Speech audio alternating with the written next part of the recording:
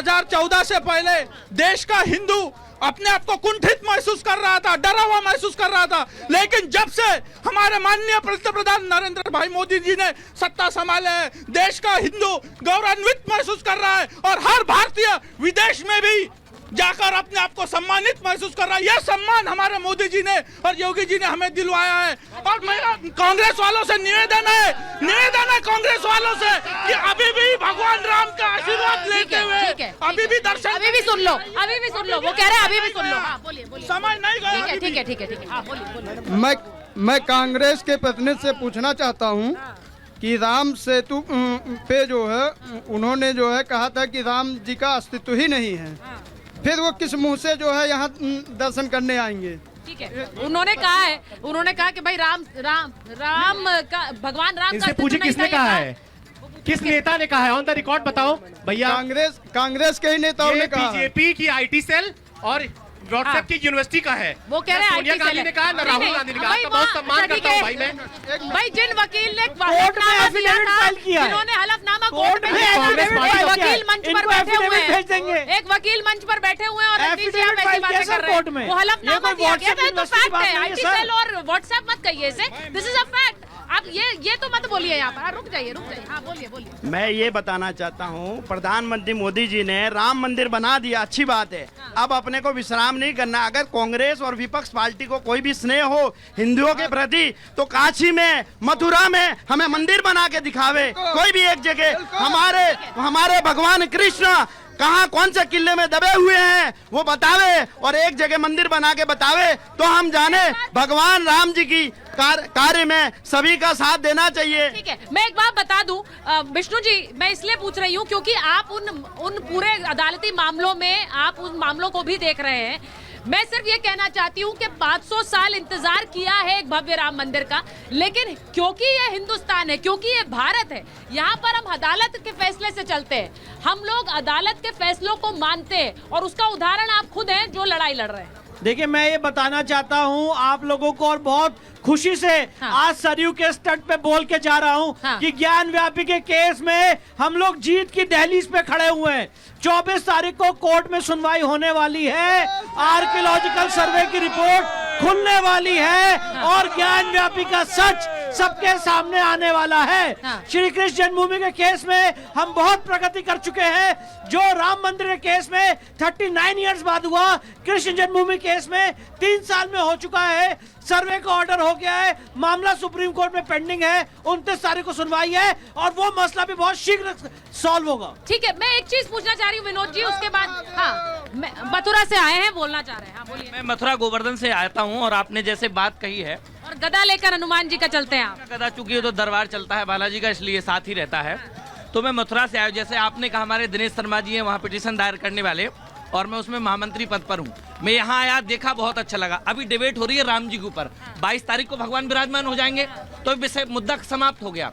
अभी अगर सपा कांग्रेस और जितने भी इंडिया गठबंधन कर लिया है वो सारे लोग इकट्ठा हो जाएं, राम जी मिल गए, गोली बरसा दी, ठीक है कोई बात नहीं, मर गए वो भी कोई बात नहीं, वो भी हमारे पूर्वज थे, हमने सोचा कोई बात नहीं, हमें जिंदा रहे और हमें राम मंदिर मिल गया। अब सवाल मेरा यही है कि अभी ये दोनों पार्टियां या मुस्लिम पक्ष अगर भाईचारे की बात करते हैं तो मैं पर्सनल मथुरा के अंदर 11 एकड़ जमीन लीजिए, 11 एकड़ जमीन कृष्ण जन्मभूमि जो मस्जिद है वो हटा ले और 11 एकड़ जमीन अब सरकार बालाजी की ओर से दी जाएगी। इन दोनों पार्टियों से पूछे, समझौता करा दे और हमें दिलाए। मैम हेलो, वो अपनी तरफ से कह रहे हैं। मैं एक बार विनोद जी आपके पास आ रही हूँ, एक मिनट मैं आपके पास भी आ रही हूँ, आपके पास आना है मुझे। विनोद जी, मैं आपसे पूछ रही हूँ, यहाँ पर बहुत से लोगों ने कहा कि आप राम मंदिर के आमंत्रण के बाद भी नहीं है।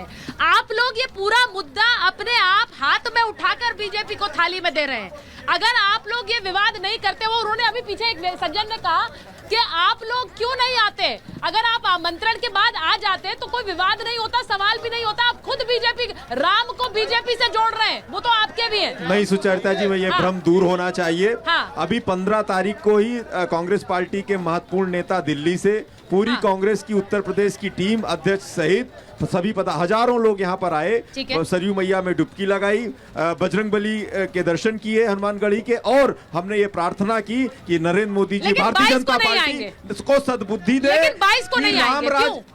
बिल्कुल आएंगे, बहुत सारे नेता आएंगे और बार बार आते रहेंगे। कांग्रेस के अभी तो नहीं क्या आएंगे कहा? 22 को अभी यार क्या है। कहा विष्णु जैन जी ने? अभी इन्होंने कहा कि हमारी मंशा है ये कि सारे लोग ना आए, कोई अफरा तफरी का माहौल ना आ जाए। नहीं, ये तो बुजुर्गों के लिए कहा गया, उन्होंने अपने पिताजी के लिए कहा। बुजुर्ग लोग यहाँ पर आकर कष्ट किसने होगा मना उन्हें। किया? हाँ। मैं पूछता हूँ, किस नेता ने मना किया कि हम नहीं जाएंगे?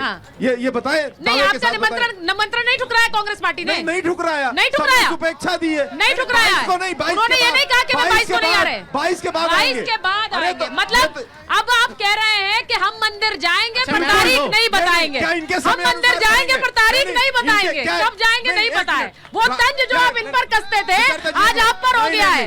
मंदिर कब बनाएंगे तारीख नहीं राम बताएंगे। भक्त होने का प्रमाण भारतीय जनता पार्टी अपने सुविधा अनुसार, अपने समय अनुसार मांगेगी। अच्छा, सुविधा अनुसार करती है। अच्छा, आप सवाल भैया। अच्छा, मुझे एक सवाल लेना, बहुत देर से मैम मेरा सवाल भाजपा के प्रवक्ता जी से है कि ये लोग तो जमीन पर हिंदू राष्ट्र करके माहौल बनाने का काम करते हैं, और इनके नेता और देश के गृह मंत्री अमित शाह से जब पूछा गया हिंदू राष्ट्र के विषय में तो उन्होंने कहा कि हिंदू राष्ट्र सिर्फ एक जुमला है, सिर्फ एक दिखावा है, हिंदू राष्ट्र बनाने की मेरी कोई मंशा ही नहीं है। तो बताने का कष्ट करे कि यह जुमलेबाजी करेंगे तो बड़ी अच्छी बात है। बात सुनिए, क्या नहीं तो ये क्यों बोल रहे हैं सर? क्या बोल रहे हैं क्या? अच्छा ठीक है, आप बार बार बोल रहे हैं, वो बोल रहे हैं। मैं उनसे आपने बोला क्या? वो कह रहे हैं कि गृह मंत्री नहीं कहते हैं हिंदू राष्ट्र, आप बोलते हैं क्योंकि आपको फायदा होता है। मैं फिर से बोल रहा हूँ हाँ। कि भारत हिंदू राष्ट्र था, भारत हिंदू राष्ट्र है और भारत हिंदू राष्ट्र रहेगा। इससे मतलब क्या है? इसका मतलब क्या है बताइए जरा। अब मैं एक दूसरी चीज आपको बता रहा हूँ। हाँ, ये जो ज्वार दिख रहा है पूरे देश में और पूरी दुनिया भर में, ये जो ज्वार दिख रहा है पूरे देश में और पूरी दुनिया में सनातनियों का, मैं आपको आज इस मंच के माध्यम से फिर से बताता हूँ कि जो हिंदू हित की बात करेगा वही देश पे राज करेगा। जो हिंदू हित की बात करेगा। अब मैं आपको छोटा समझ के तो नहीं, आप तो साधु के बेस में है तो नमस्कार ही करूंगी। हनुमानगढ़ी के महंत हैं श्री। अरे महंत जी हैं, महंत जी हैं। महंत जी बहुत बहुत प्रणाम, आपको देखकर बड़ा अच्छा लग रहा है। जय जय श्री राम, जय हनुमान जी। कुछ कहिए आज इस पावन मौके पर जब प्रभु श्री राम विराजमान होने वाले हैं। ये सब अयोध्या की गर्व की बात है और पूरे उत्तर प्रदेश के लिए गर्व की बात है। अच्छा। और कुछ मूर्ख ऐसे हैं जो प्रभु राम पर आस्था नहीं रखते हैं और उन पर उंगली खड़ी करते हैं। बताइए, जो भगवान के नहीं है वो जनता जनार्दन के कैसे होंगे?